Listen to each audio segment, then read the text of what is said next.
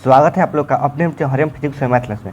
देखिए आज की इस वीडियो में हम लोग पढ़ने वाले हैं क्लास 10 का मोस्ट विवे ऑब्जेक्टिव क्वेश्चन हम आज देखने वाले हैं। ठीक है, चैप्टर 1 से, जिसका नाम है भौतिक विज्ञान। ठीक है, और चैप्टर 1 का नाम है प्रकाश का परावर्तन। इसमें टोटल हम 60 विवे ऑब्जेक्टिव क्वेश्चन देखेंगे। ठीक है, अगर आप लोग इतना विवे ऑब्जेक्टिव क्वेश्चन इस चैप्टर से देख लेते हैं तो आप लोग को इससे ज़्यादा आप लोग को बोर्ड एग्जाम 2025 में इससे ज़्यादा नहीं पूछ सकता है। ठीक है, ये हम लोग बिना देर के अपने कोचिंग की तरफ बढ़ते हैं। अगर आप लोग चैनल पर पहली बार होंगे तो चैनल को सब्सक्राइब और वीडियो को लाइक करना मत भूलिएगा। ठीक है, हम लोग चैनल सब्सक्राइब करिए चाहे मत करिए, बाकी वीडियो को पूरा से अंत तक देखिए। ओके, तो देखिए हम लोग का अगला क्वेश्चन है, गोलीय दर्पण के परावर्तन पृष्ठ के वृत्ताकार सीमा रेखा का व्यास कहलाता है। क्वेश्चन पूछ रहा है गोलीय दर्पण के परावर्तन पृष्ठ के वृत्ताकार सीमा का रेखा का व्यास क्या होता है। तो गोलीय दर्पण का द्वारक जो होता है वह व्यास कहलाता है। ठीक है, हम लोग का डी नंबर ऑप्शन सही हो जाएगा, आप लोग ध्यान रखेंगे। हम लोग का अगला क्वेश्चन है 2 नंबर, दंत विशेषज्ञ किस दर्पण का उपयोग मरीजों को दांतों का बड़ा प्रतिबिंब देखने के लिए करता है। तो अवतल दर्पण का, बी नंबर ऑप्शन सही हो जाएगा, आप लोग ध्यान रखिएगा।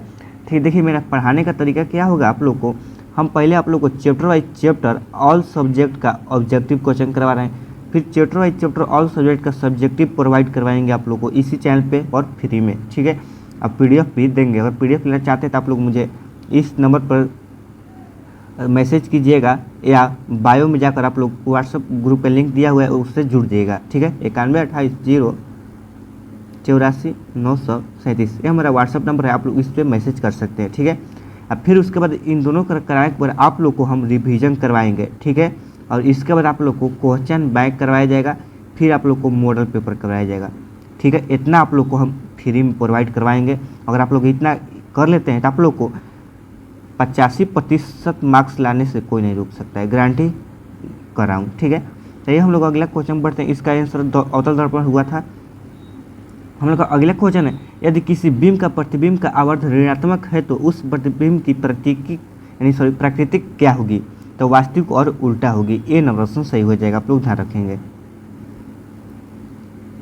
हम लोग का अगला क्वेश्चन है, निम्नलिखित में से कौन उत्तल दर्पण की फोकस दूरी जिसकी वर्गाकार त्रिज्या 32 cm है। यानी इसमें उत्तल दर्पण की फोकस दूरी पूछ रहा है, तो हम लोग का क्या निकालना है, फोकस दूरी F बराबर, ठीक है, निकालना है। तो पहले हम लोग लिखेंगे, आप लोग कोई भी क्वेश्चन न्यूमेरिकल दिया होगा तो पहले आप लोग उसको ऐसे लिखिएगा, जो दिया होगा पहले आप लोग उससे लिखिएगा। तो हम लोग का दिया है वर्गाकार त्रिज्या R बराबर 32 cm।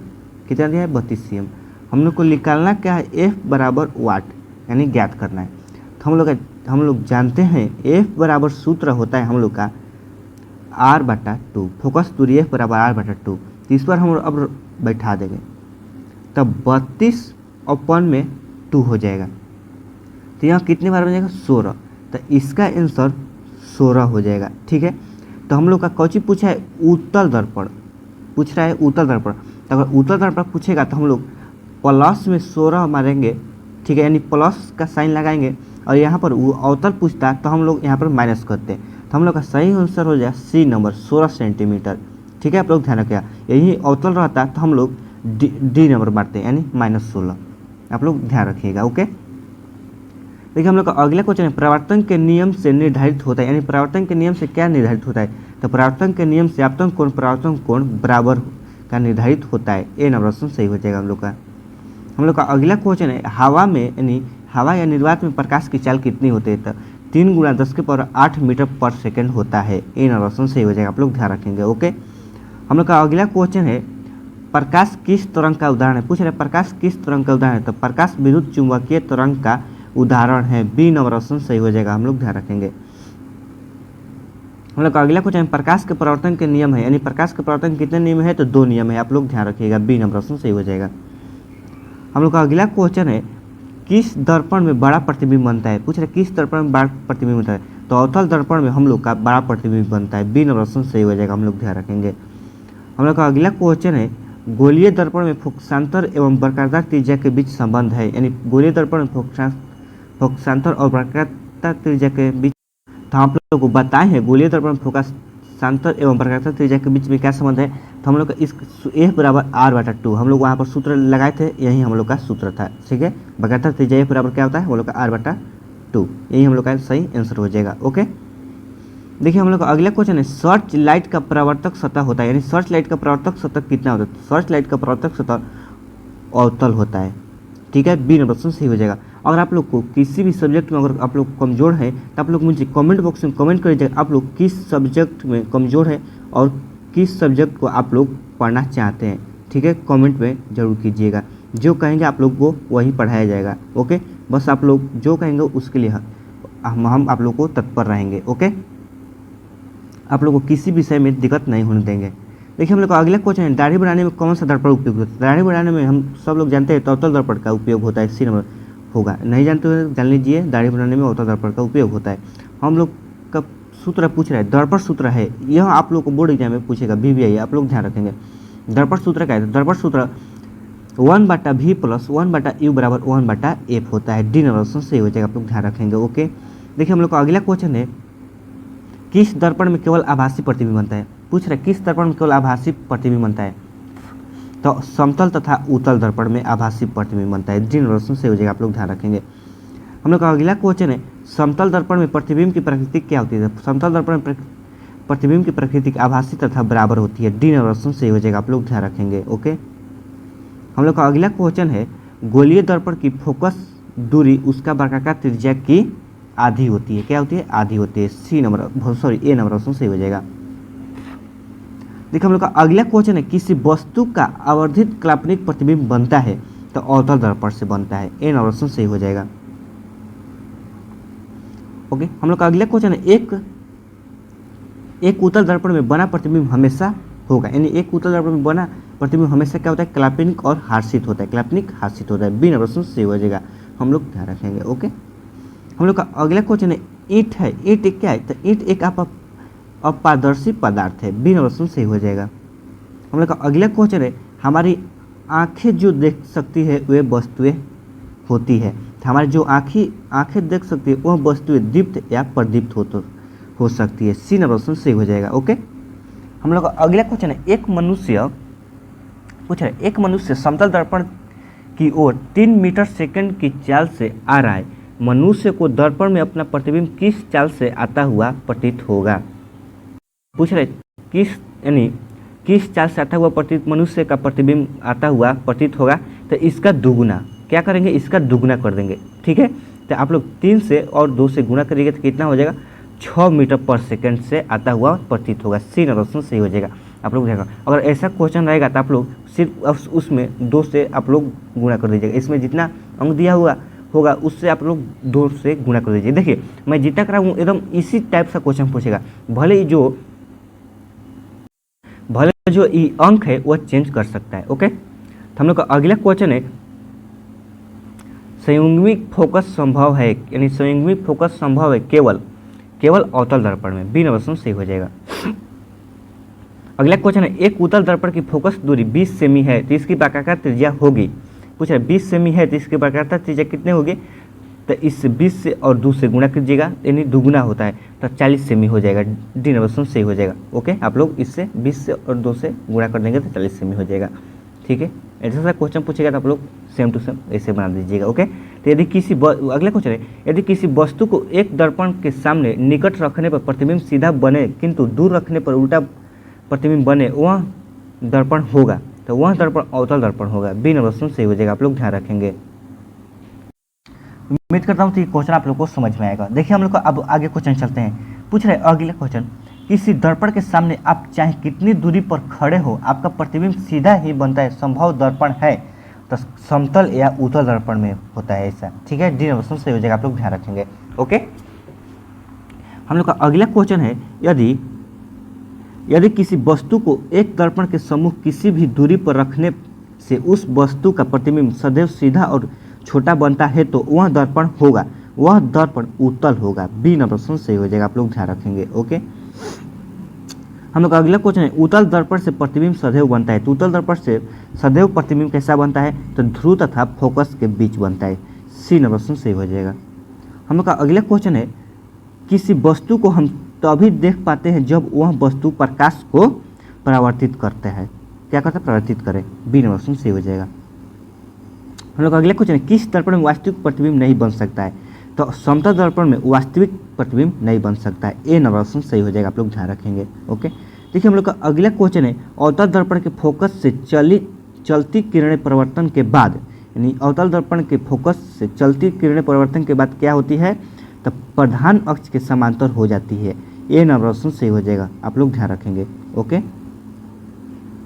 हम लोग का अगला क्वेश्चन है, क्या समतल दर्पण में बने प्रतिबिंब को पर्दे पर उतार सकते हैं? तो नहीं, समतल दर्पण में बने प्रतिबिंब को पर्दे पर नहीं उतार सकते हैं। बी नंबर ऑप्शन सही हो जाएगा, हम लोग ध्यान रखेंगे। ओके, देखिए हम लोग का अगला क्वेश्चन है, प्रकाश की एक किरण किसी समतल दर्पण पर 60 डिग्री का कोण बनाते हुए टकराती हो तो उसका प्रवर्तन कोण होगा 30 डिग्री।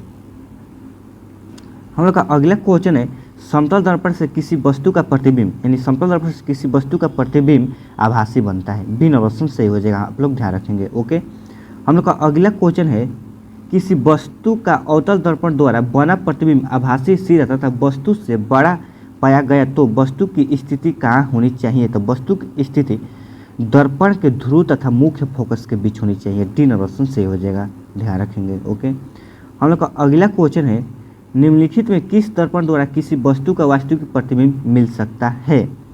तो अवतल दर्पण द्वारा। सी नंबर ऑप्शन सही हो जाएगा। हम लोग का अगला क्वेश्चन है, उत्तल दर्पण द्वारा बना प्रतिबिंब होता है। तो उत्तल दर्पण द्वारा बना प्रतिबिंब हमेशा सीधा होगा। ए नंबर ऑप्शन सही हो जाएगा, आप लोग ध्यान रखेंगे। हम लोग का अगला क्वेश्चन है, अवतल दर्पण में आवर्धित काल्पनिक प्रतिबिंब बनाने के लिए वस्तु को कहाँ रखा जाता है? तो फोकस के अंदर रखा जाता है। बी नंबर ऑप्शन सही हो जाएगा, आप लोग ध्यान रखेंगे। ओके, हम लोग का अगला क्वेश्चन है, एक गोलीय दर्पण द्वारा बने प्रतिबिंब का आवर्धन ऋणात्मक हो तो प्राप्त प्रतिबिंब उल्टा होगा। ए नंबर ऑप्शन सही हो जाएगा, आप लोग ध्यान रखेंगे।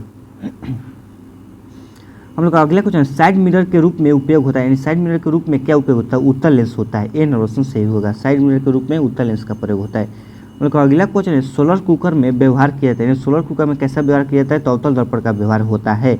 ए नंबर ऑप्शन सही हो जाएगा, आप लोग ध्यान रखेंगे। हम लोग का अगला क्वेश्चन है, सर्च लाइट का परावर्तक सतह होता है। तो सर्च लाइट का परावर्तक सतह अवतल होता है। बी नंबर ऑप्शन सही हो जाएगा, आप लोग ध्यान रखेंगे। हम लोग का अगला क्वेश्चन है, प्रकाश की किरणें गमन करती है। तो प्रकाश की किरणें हमेशा सीधी रेखा में गमन करती है। ए नंबर ऑप्शन सही हो जाएगा, आप लोग ध्यान रखेंगे। ओके, अगला क्वेश्चन है, प्रकाश तरंग का उदाहरण है। पूछ रहे प्रकाश तरंग का उदाहरण है, प्रकाश तरंग का उदाहरण विद्युत चुंबकीय तरंग का है। बी नंबर ऑप्शन सही हो जाएगा, ठीक है, आप लोग ध्यान रखेंगे। देखिए हम लोग का अगला क्वेश्चन है, काल्पनिक प्रतिबिंब हमेशा, यानी काल्पनिक प्रतिबिंब हमेशा सीधा होता है। ए नंबर ऑप्शन सही हो जाएगा, आप लोग ध्यान रखेंगे। हम लोग का अगला क्वेश्चन है, समतल दर्पण में प्रतिबिंब का आवर्धन होता है। तो समतल दर्पण में प्रतिबिंब का आवर्धन 1 के बराबर होता है। सी नंबर ऑप्शन सही हो जाएगा। हम लोग का अगला क्वेश्चन है, उत्तल दर्पण में परावर्तक सतह पर लंबवत गिरती किरणें फोकस पर अपसारित हो तो लगती है, यानी उत्तल दर्पण में परावर्तक सतह पर लंबवत गिरती किरणें फोकस पर अपसारित हो तो लगती है, यानी अपसारित होते हुए लगती है। आप लोग ध्यान रखेंगे। अगला क्वेश्चन है, गोलीय दर्पण में परिवर्तन के नियम का पालन, यानी गोलीय दर्पण में परिवर्तन के नियम का पालन तो होता है, यानी होता है या नहीं होता है? तो होता है। बी नंबर ऑप्शन सही हो जाएगा। अगला क्वेश्चन हम लोग का है, अगला क्वेश्चन हम लोग का है कि गोलीय दर्पण में दूरियों को सादा किसके सापेक्ष मापते हैं? यानी गोलीय दर्पण में दूरियों को सादा हम किसके सापेक्ष मापते हैं? तो ध्रुव के सापेक्ष मानते हैं। ए नंबर ऑप्शन सही हो जाएगा, यानी मापते हैं। ओके, हम लोग का अगला क्वेश्चन है, अनंत पर स्थित किसी बिंब का प्रतिबिंब अवतल दर्पण के फोकस पर बनता है तो उसका आवर्धन क्या होगा? तो m बराबर 0। हम लोग का ए नंबर ऑप्शन सही हो जाएगा, आप लोग ध्यान रखेंगे। देखिए अगला क्वेश्चन है, मोटर गाड़ी के चालक के सामने लगा रहता है तो उत्तल दर्पण लगा रहता है। आप लोग ध्यान रखेंगे। ओके, हम लोग का अगला क्वेश्चन है, किसी अवतल दर्पण द्वारा आभासी यानी काल्पनिक सीधा और आवर्धित प्रतिबिंब तब बनता है जब वस्तु बिंब की स्थिति होती है तो दर्पण और ध्रुव और उसके फोकस के बीच होती है। डी नंबर ऑप्शन सही हो जाएगा। हम लोग का अगला क्वेश्चन है, एक अवतल दर्पण में वस्तु यानी बिंब की स्थिति फोकस और ध्रुव के बीच हो तो प्राप्त प्रतिबिंब होगा। तो आभासी और काल्पनिक, यानी आभासी का या काल्पनिक, काल्पनिक प्रतिबिंब है आभासी प्रतिबिंब कहते हैं। ठीक है, आप लोग ध्यान रखेंगे। आप बाड़ा बनता है अब आभासी और बाड़ा। देखिए हम लोग का अगला क्वेश्चन है, अवतल दर्पण की फोकस दूरी उसकी प्रकाश त्रिज्या की आधी होती है। यहाँ हम लोग को बताया है, बी नंबर ऑप्शन सही हो जाएगा। हम लोग का अगला क्वेश्चन है, कहाँ पर स्थित होने से वस्तु का प्रतिबिंब अवतल दर्पण के फोकस पर बनता है?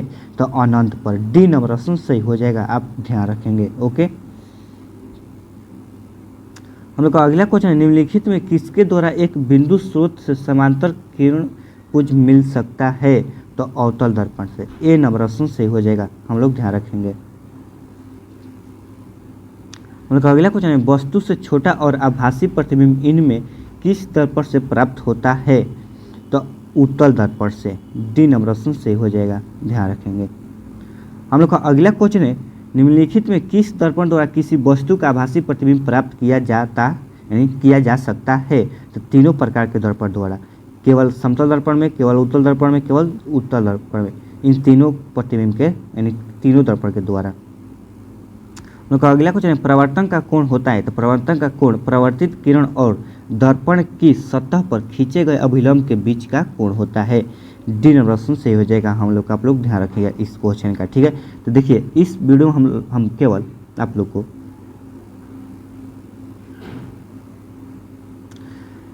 हम आप लोग को 58 क्वेश्चन करवाए हैं। ठीक है, इस चैप्टर से अगर आप लोग इतना याद कर लेते हैं, इस चैप्टर से एक भी आप लोग को क्वेश्चन नहीं छूटेगा, नो गारंटी। ठीक है, बस आप लोग इतना कर लेते हैं तो आप लोग को 101% मैं गारंटी दे रहा हूँ, तो इससे ही क्वेश्चन आप लोग को फंस जाएगा। ठीक है, और अभी रिवीजन तो बाकी ही है। ठीक है, अभी बहुत क्वेश्चन करवाऊंगा। ठीक है, तो आप लोग चैनल को सब्सक्राइब में प्लीज़ चैनल को सब्सक्राइब कर लीजिएगा। आप लोग को मैं आपको वादा किया हूँ, तो बोर्ड एग्जाम 2025 में आप लोग को 460 प्लस मार्क्स दिलवाऊंगा। ठीक है, बस मैं जितना पढ़ा रहा हूँ आप लोग उतना पढ़ लीजिए। तो मिलते हैं अगले वीडियो में। जय हिंद, जय भारत। कोई भी दिक्कत हो मुझे कमेंट बॉक्स में कमेंट कर सकते हैं। थैंक यू, धन्यवाद।